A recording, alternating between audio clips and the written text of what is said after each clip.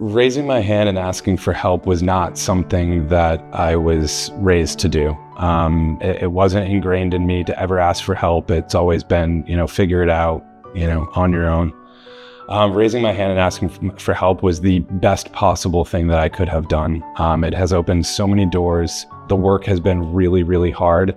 But the brotherhood and the community that I am a part of now, in my opinion, has been the best community to be a part of, better than anything I had found previously. So my name is Ari. I was a pilot in the Marine Corps. I graduated the Naval Academy in 2012, and I served as a KC-130J pilot until 2018. My name is Sam Pallavi. My husband is a grant recipient through VETS. I found VETS because I did a single deployment from 2016 to 2017, and when I came home from that deployment, I had debilitating nerve pain all through my body. And after many years of seeing all sorts of specialists and doctors, I was finally told that there was nothing that they could do for me. So I found VETS.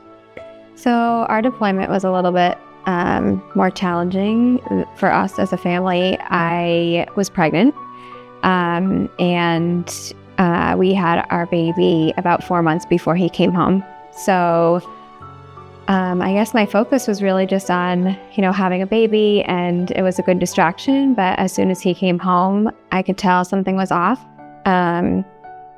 There was tension that I had never felt before in our relationship, in our marriage. And I kind of chalked it up to, he came home to a brand new baby. He had never had that responsibility before, but as the days went on and, he was able to adjust to sleep and adjust to our time zone, my excuses for why things felt different just kind of started to fade a little bit.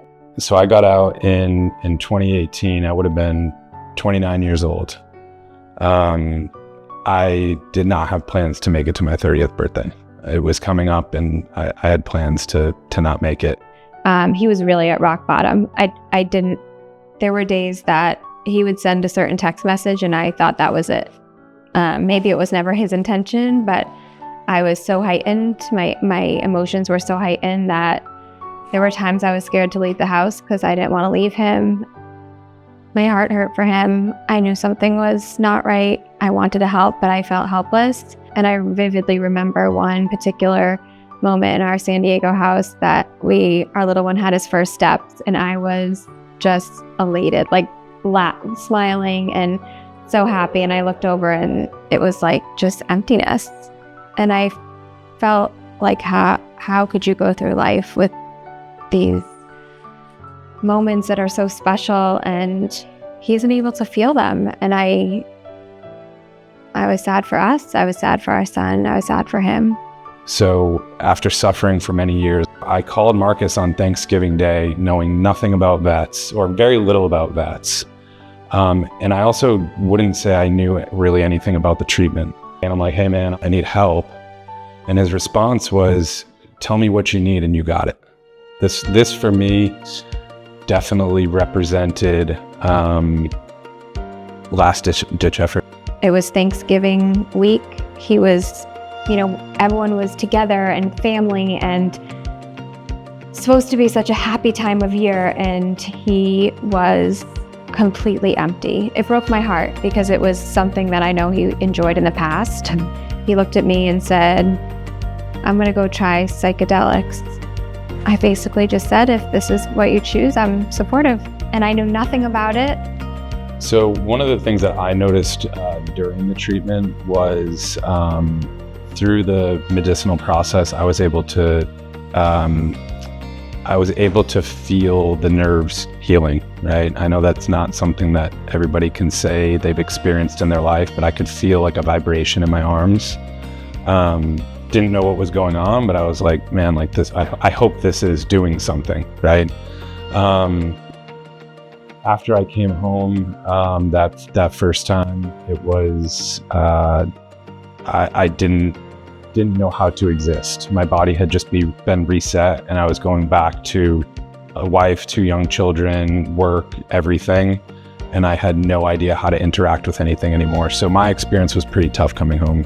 for the first couple weeks, trying to figure out, the ground beneath me and everybody around me.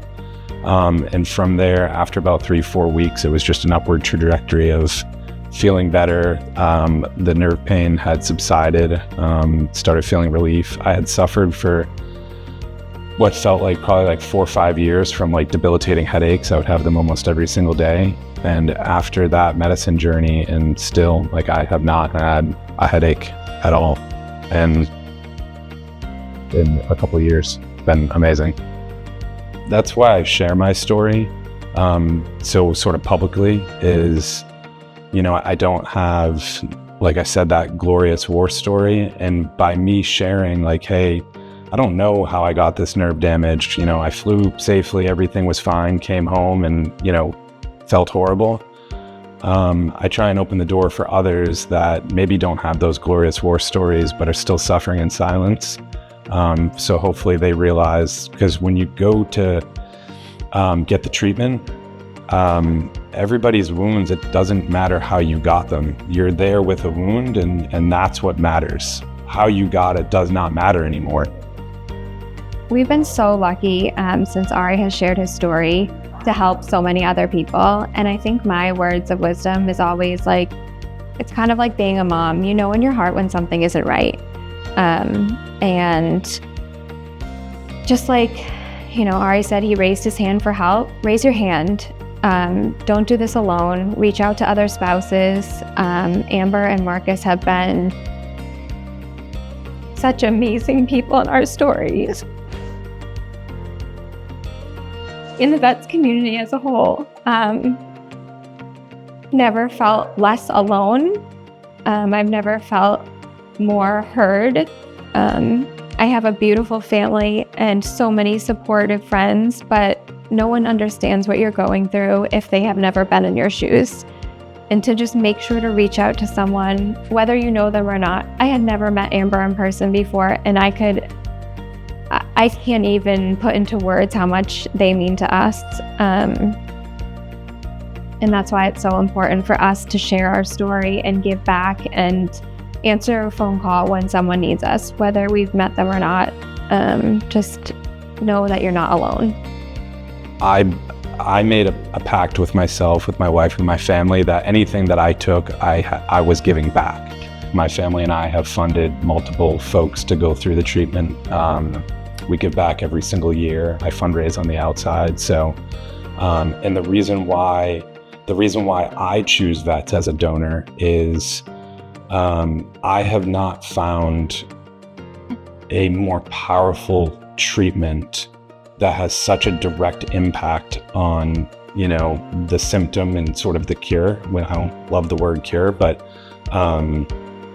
the money goes directly to that veteran, going straight to the treatment, and there's really not a lot in between. And that's why I know every dollar that I put in is going right to, the veteran that needs it. My hope is kind of broad. I hope that every veteran that raises their hand asking for help, this particular help, my hope is that they have access to it. That's it.